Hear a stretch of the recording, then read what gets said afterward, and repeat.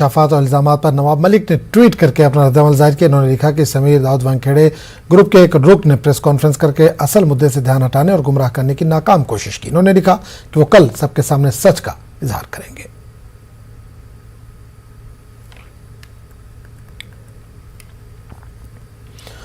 मुल्क में रिश्वतखोरी एक बीमारी की सूरत इख्तियार कर चुकी है। लोगों का मानना है कि सरकारी महकमे में बगैर रिश्वत दिए काम नहीं होता। सोशल मीडिया पर वायरल वीडियो भी इसी की तरफ निशानदही करता है। दरअसल यूपी के ललितपुर में रिश्वत मांगते हुए महकमे बिजली के सेक्शन ऑफिसर अरविंद गौतम का वीडियो वायरल हुआ। इस हवाले से वज़ीर आला को भी खत भेजकर रिश्वतखोर अफसर की शिकायत की गई है। अफसर पर इल्जाम है कि खुलेआम घर बुलाकर रिश्वत तलब करता है।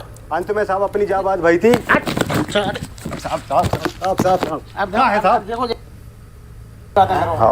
तो हमें तो बचा दो साहब। अब नहीं बचोगे। क्यों? आगे लाने चले आगे गलती कर दी। सब काय की गलती कर रही साहब हमने? रात में देखो चिल्ला रहा हूं। पहले तो सब बैठो। सब गलती हमारी कौन सी हो गई हमें जाता बता दो साहब। चाय पीने के बाद निकले। हाँ क्या बात भाई थी?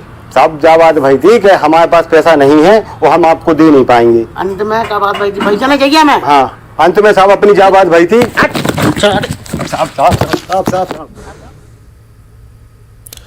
मध्य प्रदेश में पेंशनर्स के